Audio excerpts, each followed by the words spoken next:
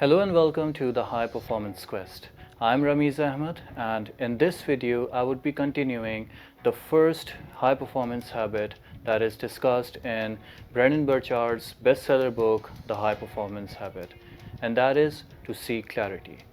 In this video, I would be discussing with you small techniques through which you can achieve more clarity about your life and your environment.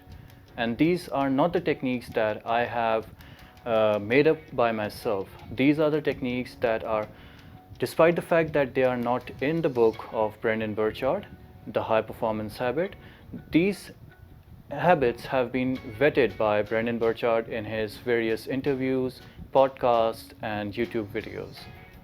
In this video, I will be sharing with you 4 of them, and all of these 4 habits, if you build in yourself, you would be gaining more clarity about your life.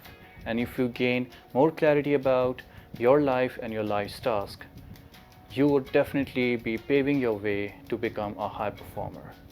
So, without a further ado, let's get started with these 4 techniques. These can be any 3 traits that depends upon the nature of work you are doing at your workplace. For example, it might be result oriented, it might be disciplined, it might be a great executioner. It can be anything depending upon the task. But the point is, if you have found out these 3 words that defines the best of you in front of your manager, you have to start practicing them, and you have to make up a plan how you can practice these 3 traits in front of your manager. And similarly, you have to answer this question for your subordinates as well, because they are also critical relationships at your workplace. You have to answer the question, what the best of me looks like in front of my subordinates, and you have to come out with at least 3 words, and at most it should be 7, but not more than that. Ideally, I think you should be keeping it to only 3 traits. 7 is something very exorbitant. You should be avoiding that, in my opinion. And frankly, you can use this great technique at your home as well. We have important relationships at our home. We have our parents, we have our spouse, our children, our relatives. We can assess and we can answer this question for our home as well. What the best of me looks like in front of my parent, for what the best of me looks like for my spouse or for my child. And once you come out with these 3 traits for every category, you can make a plan and try to become those 3 words in front of that relationship. So practice this habit. I'm sure that it would bring positive changes in your life. The second thing that you should be doing to gain more clarity about the progress you are making is to have a weekly scorecard. In this scorecard, I want you to judge yourself in 8 important areas of your life mastery. That is your professional life, your financial life, your skills, your relationships, your religion, your principles, your contribution to the society, and few other areas. If you would be judging yourself in these important 8 areas of your life mastery, you would be becoming well aware of the areas on which you are not focusing. So, have a weekend scorecard. Judge yourself in these 8 important areas of your life mastery from 0 to 10. 10 being the highest number in that area and 0 being the lowest number. And make a score of yourself. Judge yourself how you have performed in various areas of your life.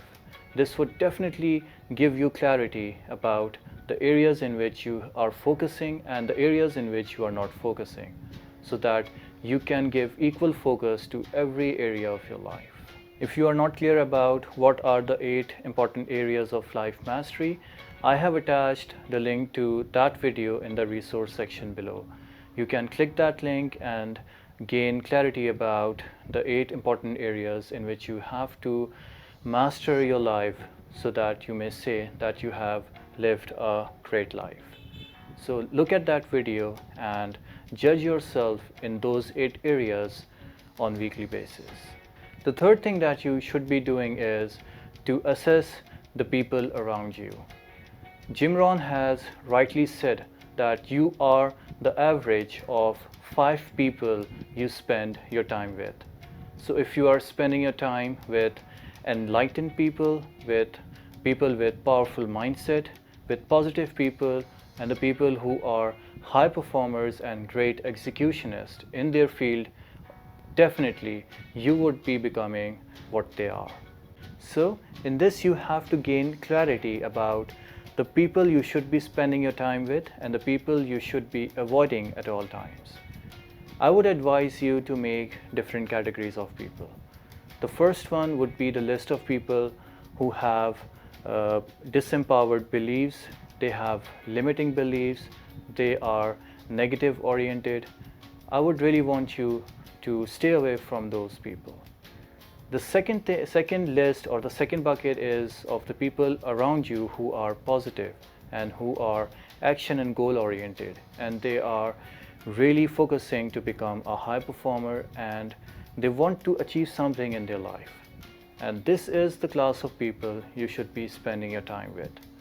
The third category is the category of people who are not in your social circle right now, but eventually if they become a part of your social circle, you would be becoming a high performer and you would be becoming more positive in your life. So what you should be doing is you should be eventually building up your social relationships with those people.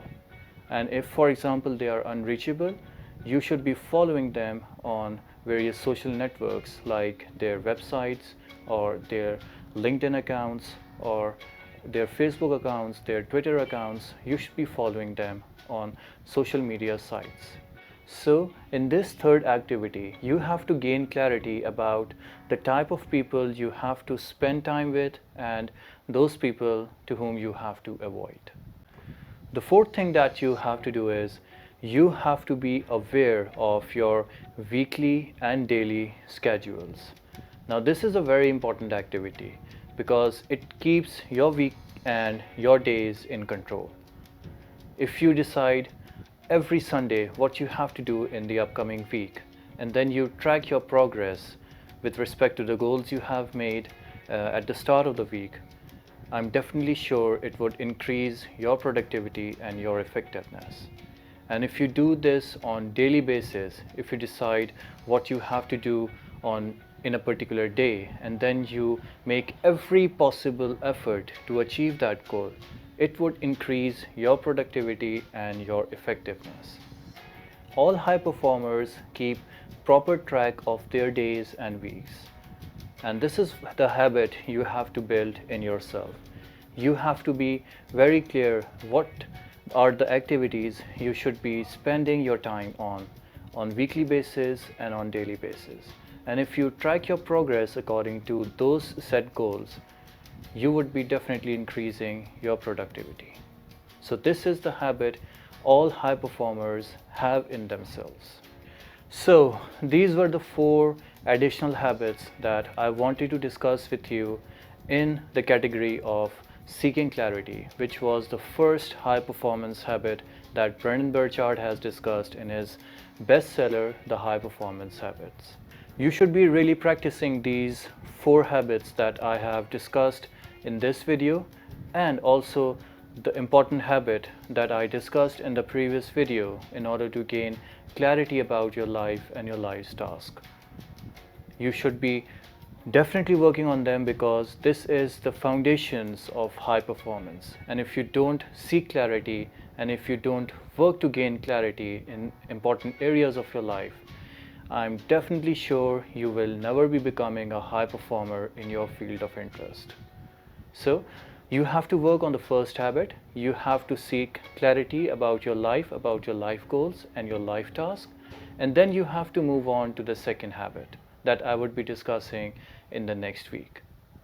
Well, the second habit that all high performers work after seeking clarity is to generate energy. Yes, every high performer generates internal energy that makes them able to perform well in their life's task.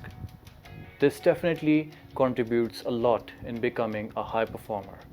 And how to generate that internal energy, I would be discussing that next week.